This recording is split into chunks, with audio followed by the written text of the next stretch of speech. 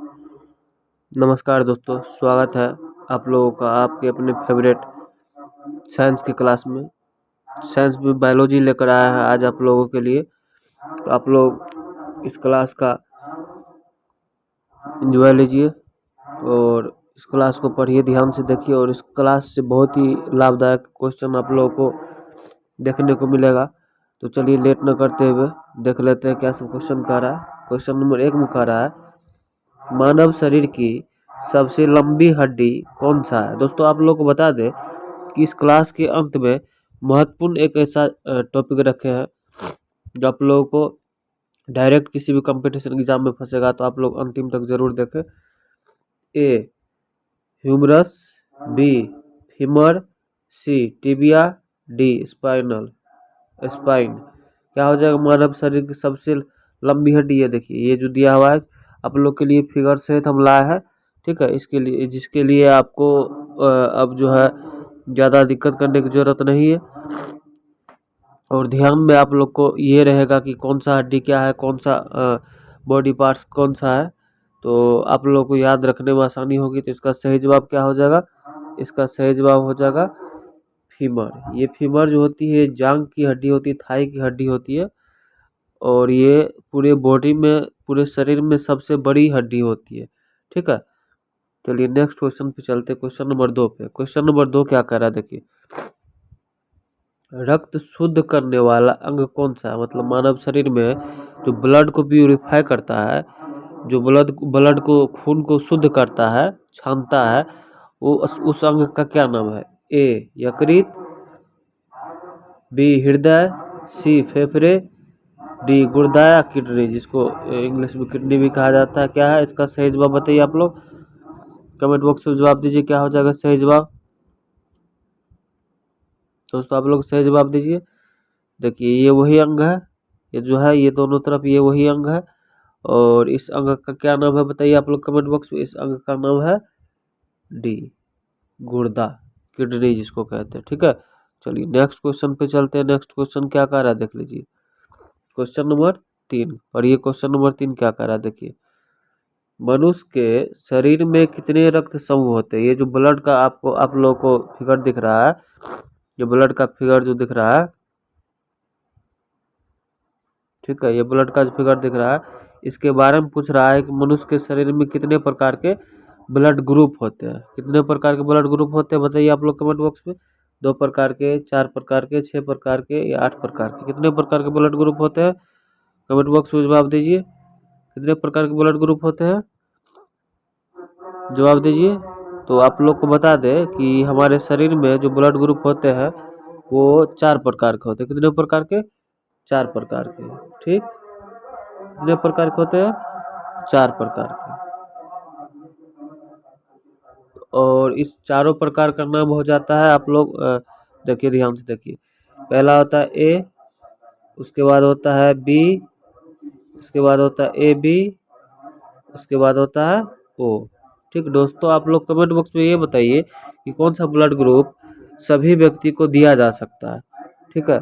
चलिए next question पे चलते हैं, क्वेश्चन नंबर 4 पे। क्वेश्चन नंबर 4 में क्या कह रहा है देखिए ध्यान से। क्वेश्चन नंबर 4 में कह रहा है कि क्वेश्चन नंबर 4 में कह रहा है कि इंसान के शरीर का तापमान सामान्यतः कितना होता है। इंसान के शरीर का तापमान कितना होता है बताइए कमेंट बॉक्स में। A 96 degree Fahrenheit, B 98.6 degree Fahrenheit, 98.6 degree Fahrenheit, ठीक, या फिर सी 100 डिग्री फ़ारेनहाइट, या फिर डी 102 डिग्री फ़ारेनहाइट। क्या हो जाएगा इसका सही जवाब कमेंट बॉक्स में जवाब दीजिए। इसका सही जवाब क्या हो जाएगा बताइए कमेंट बॉक्स में जवाब दीजिए। इसका सही जवाब हो जाएगा आप लोग के लिए 98.6 डिग्री फ़ारेनहाइट। क्या हो जाएगा 98.6 डिग्री फ़ारेनहाइट, इसका सही जवाब हो जाएगा, ठीक। चलिए नेक्स्ट क्वेश्चन पे चलते हैं, क्वेश्चन नंबर 5 पे। क्वेश्चन नंबर 5 में देखिए क्या कह रहा है, शरीर में ऑक्सीजन का परिवहन किसके द्वारा होता है। शरीर में जो बॉडी में जो ऑक्सीजन का परिवहन होता है, एक जगह से दूसरे जगह जाता है, वो किसके द्वारा होता है? ठीक है, तो वो ए प्लाज्मा के द्वारा, बी प्लेटलेट्स के द्वारा, सी लाल रक्त कोशिका के द्वारा, या डी श्वेत रक्त कोशिका के द्वारा। किसके द्वारा? शरीर में ऑक्सीजन का परिवहन होता है, एक जगह से दूसरे जगह जाता है। कमेंट बॉक्स में जवाब दीजिए, इसका सही जवाब क्या हो जाएगा? इसका सही जवाब हो जाएगा आप लोगों के लिए, बोलिए कमेंट बॉक्स में जवाब दीजिए। इसका सही जवाब हो जाएगा 5 का सी नंबर। क्या हो जाएगा? सी नंबर हो जाएगा, 5 का सही जवाब हो जाएगा सी नंबर। ठीक, देखिए ये हो गया आपको सही जवाब। चलिए नेक्स्ट क्वेश्चन पे चलते हैं। क्वेश्चन नंबर 6 में क्या कर रहा है वो देखिए ध्यान से। 6 का क्वेश्चन कह रहा है कि कौन सा अंग, क्या कह रहा है कि कौन सा अंग शरीर में इंसुलिन हार्मोन बनाता है? इंसुलिन हार्मोन जो बनाता है वो कौन सा? और इंसुलिन की कमी से दोस्तों कौन सा रोग होता है? आप लोग कमेंट बॉक्स में जवाब दीजिए। तो इंसुलिन की कमी से व्यक्ति को कौन सा रोग होता है? चलिए इसका ऑप्शन देख लेते हैं। ए क्या हो गया? यकृत, बी हो गया अग्नाशय, सी थायराइड, या डी गुर्दा। इसका सही जवाब क्या हो जाएगा? कमेंट बॉक्स में जवाब दीजिए। इसका सही जवाब बताइए कमेंट बॉक्स में। इसका सही जवाब हो जाएगा पेनक्रियाज, जिसको इंग्लिश में कहा जाता है, और इसका सही जवाब बी हो जाएगा। क्या हो जाएगा? इसका सही जवाब बी हो जाएगा। ठीक है,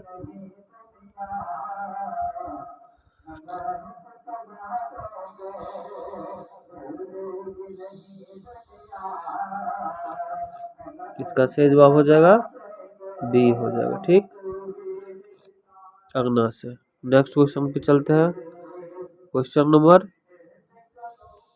7 पे। क्वेश्चन नंबर 7 क्या कर रहा है वो देखिए।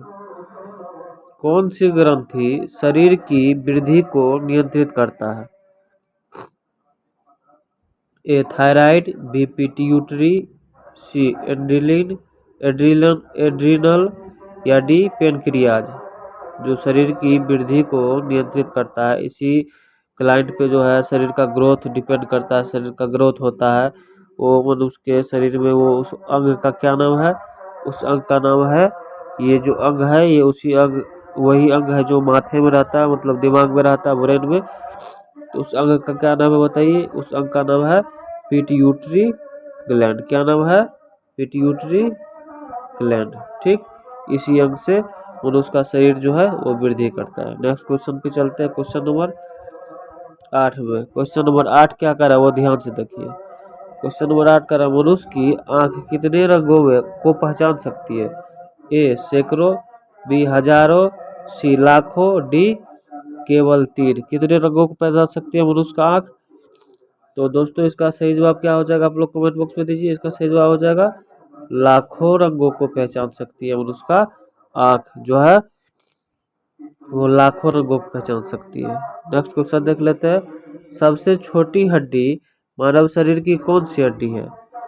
ए femur, B stapes, C tibia, D humerus. क्या हो जाएगा इसका सही जवाब? इसका सही जवाब हो जाएगा, और ये जो हड्डी है ये देखिए, ये हड्डी जो छोटा छोटा हड्डी, वही हड्डी है जो कान में पाया जाता है, और सबसे मानव शरीर की सबसे छोटी हड्डी होती है, जिसको क्या कहा जाता है बताइए दोस्तों? क्या कहा जाता है? इसको कहा जाता है स्टेपीज। क्या कहा जाता है? स्टेपीज। और सबसे बड़ी हड्डी अभी आप लोग को बताया, सबसे बड़ी हड्डी होती है फीमर होती है। ठीक है, नेक्स्ट क्वेश्चन चलिए चलते हैं। 10 नंबर देख लेते हैं। क्या कर रहा है 10 नंबर? मनुष्य का मस्तिष्क कुल शरीर के वजन का लगभग कितना प्रतिशत होता है? मतलब ये जो मनुष्य का मस्तिष्क है ये पूरे शरीर के वजन का कितना प्रतिशत होता है? तो इसका सही जवाब क्या हो जाएगा? ए 1%, बी 2%, सी 5%, डी 10%। क्या हो जाएगा इसका सही जवाब? इसका सही जवाब हो जाएगा आप लोगों के लिए 2%।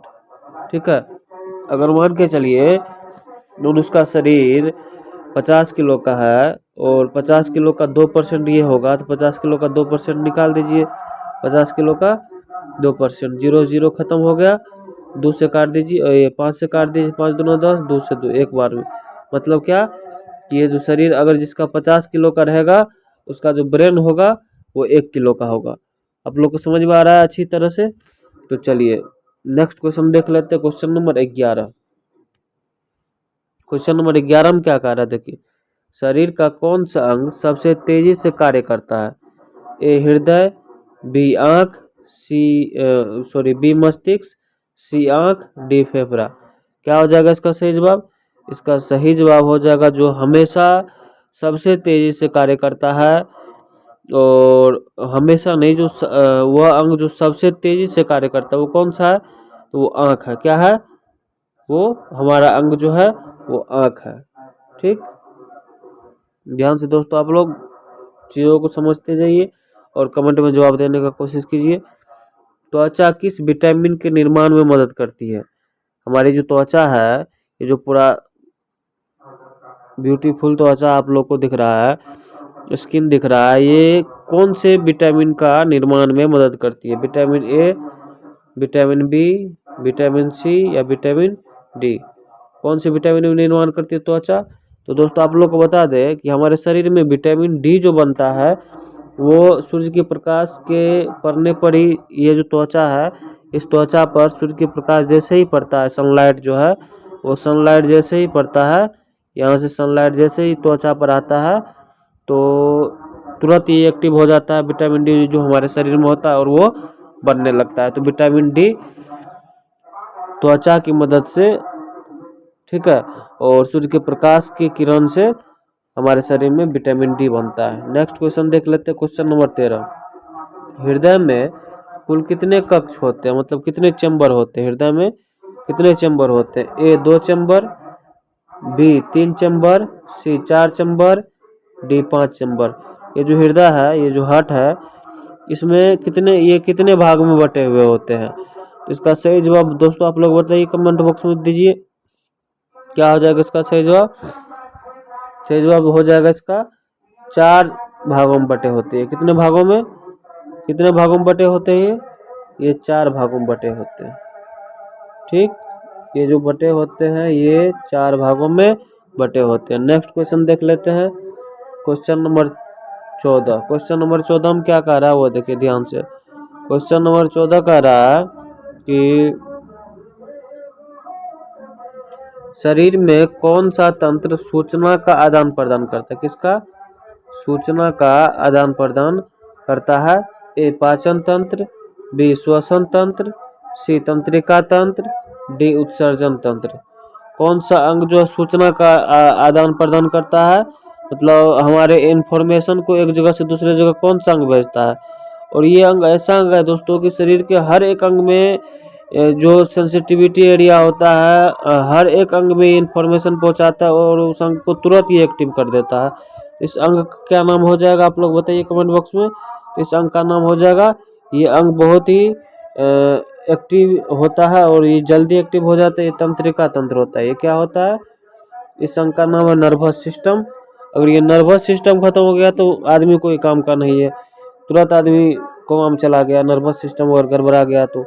ठीक, नेक्स्ट क्वेश्चन देख लेते हैं, क्वेश्चन नंबर 15 का देख लेते हैं। 15 में क्या कह रहा है वो देखिए, शरीर का सबसे मजबूत मांसपेशी कौन सा है?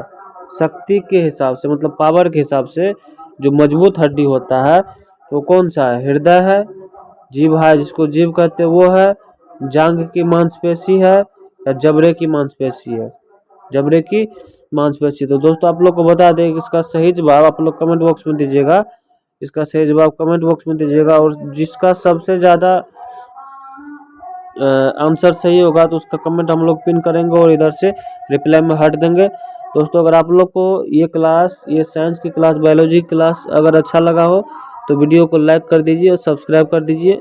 लाइक सब्सक्राइब करने में कोई रुपया नहीं लगता है, बस मोटिवेट होते हैं और आगे आप लोग के लिए अच्छे से अच्छे और क्वेश्चन चुन करके लाएंगे ताकि आप लोग को पढ़ाई में अगले की कंपटीशन एग्जाम में कोई दिक्कत ना हो।